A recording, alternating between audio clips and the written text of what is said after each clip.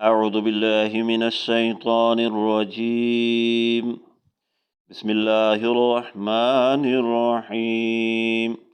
عزیز طلباء و طالبات، فہم و تجوید القرآن پروگرام کے 25ویں سبق میں ہم نے تختی نمبر 2 حروف مرکبات میں جن مرکبات کی تدریس کی تھی اس کی ایک مرتبہ پھر مشق کر لیتے ہیں۔ نون، میم، تا، میم، ثا، میم، با، یا،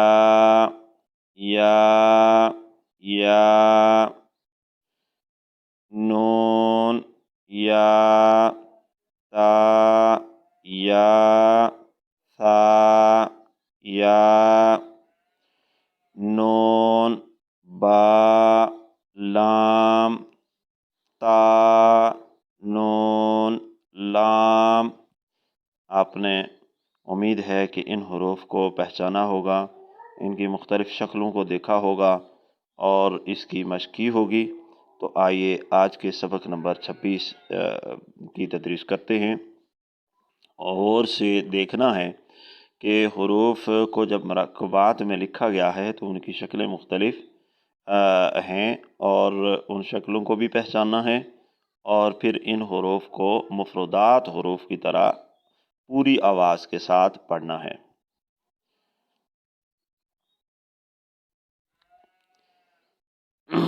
با، یا، لام۔ اب آپ دیکھیں با کی ابتدائی حالت اور درمیان میں یا اور لام کی حالت۔ تو لام کی اپنی اصل حالت ہے چونکہ یہ آخر میں لکھا گیا ہے۔ یا، تا، لام، یا کی ابتدائی حالت اور درمیانی حالت تا کی۔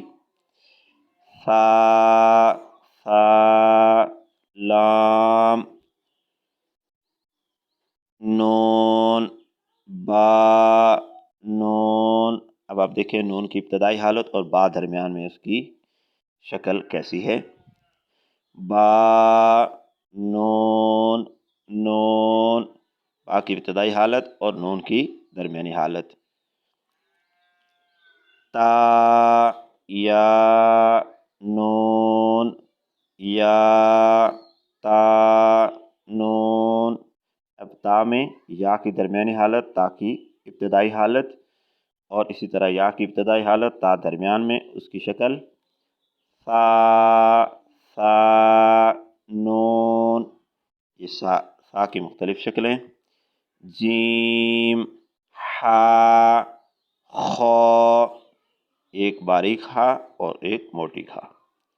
ایک مرتبہ پھر آج کے سبق کی مشق کر لیتے ہیں۔ اچھے طریقے سے حروف کی پہچان کرتے ہوئے ان کو مفردات حروف کی طرح پڑھنے کی کوشش کریں۔ با، یا، لام، یا، تا، لام، ثا، ثا، لام، نون، با، نون، با، نون، نون، تا، یا، نون، یا، تا، نون، ثا، ثا، نون، جیم، حا، خا۔ یاد رہے کہ ہم نے آگے چلتے ہوئے جو مخارج حروف کے ہیں، یعنی حروف کی ادائیگی کے جو مقامات ہیں، اس کو فراموش نہیں کرنا۔ جیسے کہ ہم نے حروف مفردات میں تختی نمبر 1 میں مختلف انداز سے حروف کو پڑھا، ان کو گروپ کی صورت میں بھی ہم آواز حروف کو الگ ہم نے پڑھا اور ہم مخرج یا قریب المخرج حروف کو ہم نے الگ سے اس کی مشق کی۔ ہمارا مقصد یہی تھا کہ آگے چلتے ہوئے جب اگلی تختیوں کے اوپر آئیں گے، مختلف انداز سے حروف لکھے جائیں گے تو ان میں ان مخارج اور صفات کا خیال اور آواز میں کوئی فرق نہ آئے، یعنی ہمارے زبان سے وہ حروف اسی طرح صحیح ادا ہوتے رہیں۔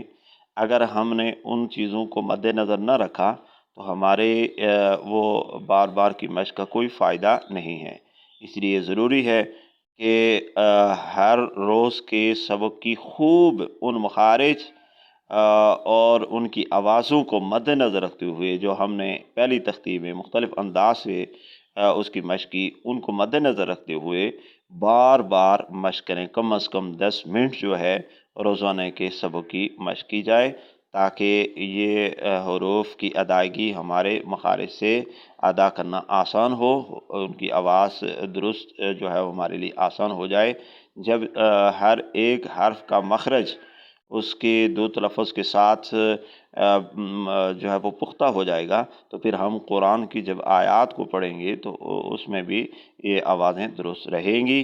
تمام طلباء و طالبات سے میری درخواست ہے کہ میرا یوٹیوب چینل فہم تجوید القرآن پروگرام، اس میں بھی یہ روزانہ کے اسباق کو شیئر کیا جا رہا ہے، اپلوڈ ہو رہی ہیں، وہاں سے بھی استفادہ کیا جا سکتا ہے۔ اور اسی طرح فیس بک اور واٹس ایپ گروپ کے اندر بھی جو ہے وہ ان کو شیئر کیا جاتا ہے، اس سے بھی استفادہ کیا جا سکتا ہے۔ اور تمام طلباء و طالبات و معزز سامعین صدقہ جاری کے اس کام میں اسی طرح حصہ لے سکتے ہیں کہ یوٹیوب کا جو چینل ہے اس کو سبسکرائب کریں، اور مزید جو ہے وہ آگے شیئر بھی کرتے رہیں واٹس ایپ اور فیس بک کے اندر، اور اس کی ترغیب بھی دیتے رہیں، اور اپنے قیمتی معروضات، اپنی قیمتی آراء سے بھی مجھے آگاہ کرتے رہیں۔ آپ کی قیمتی آراء میری اصلاح کا سبب ہوں گی۔ ہم اپنے اس پروگرام کو مزید بہتر بنانے کی کوشش کریں گے۔ اللہ سب کو توفیق عمل نصیب فرمائے۔ اگلے سبق تک کے لیے مجھے دیجیے اجازت۔ اللہ حافظ۔